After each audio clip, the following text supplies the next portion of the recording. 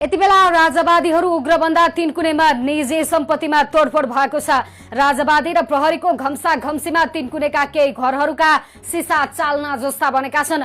प्रदर्शनकारीको ढुङ्गा प्रहारबाट घरको झ्यालका सिसा फुटेर छिया छिया भएका छन् भने तीनकुनेको एक घरमा राजावादीहरूले आगो समेत लगाएका छन्। राजावादीको प्रदर्शन र सभा बिथोलिएको केही बेरमा घरमा आगजनी भएको हो। राजा फर्काउने आन्दोलनका प्रदर्शनकारीले तीनकुने क्षेत्रमा व्यक्तिका निजी सम्पत्तिमा तोडफोड तथा आगजनी गरिरहेका छन्। उनीहरूले घर मात्रै तोडफोड गरेका छैनन्, घरभित्रबाट कुर्सी र कागजपत्र समेत निकालेर आगो लगाएका छन्। अहिले घरभित्र भएका अफिसका महत्वपूर्ण कागजात समेत जलाएर नष्ट बनाइएका छन्। तीनकुनेको रोयल बैंकेट छेउको दुईवटा घरमा छिरेर उनीहरूले आगजनी गरेका हुन्।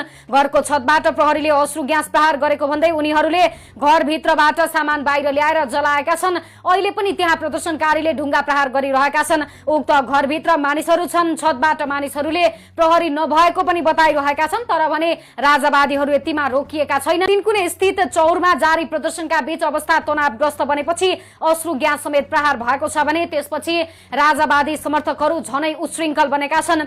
चाबहिल, भक्तपुर लगायतका चक्रपथबाट राजावादीहरूले जुलुस निकालेका थिए। उक्त जुलुस तीनकुने पुगेपछि अवस्था तनावग्रस्त बनेको हो। राजावादी र प्रहरीका बीचको झडपसँगै तीनकुनेमा जारी कार्यक्रम पनि प्रभावित बनेको छ।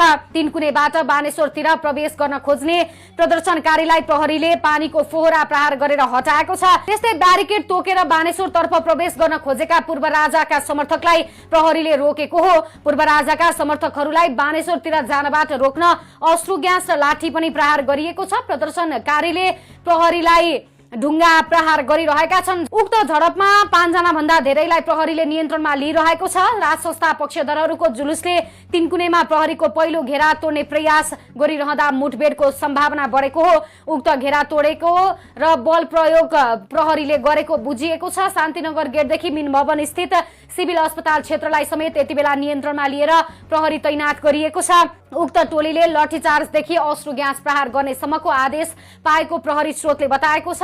प्रदर्शनमा अप्रिय घटना हुन नदिन प्रहरीले विशेष सुरक्षा सतर्कता अपनाएको बुझिएको छ। यति बेला काठमाडौँमा सुरक्षा व्यवस्था एकदमै कडा बनाइएको छ भने सुरक्षा निकायले 4500 भन्दा बढी प्रहरीहरू परिचालन गरेको छ। साथै आजको जुलुस सभाका लागि 1200 भन्दा बढी प्रहरीलाई हाई अलर्टमा राखिएको छ। सुरक्षा स्रोतका अनुसार जुलुस र सभालाई निगरानी गर्न ड्रोन र सीसी क्यामेरा समेत प्रयोग गरिएको छ।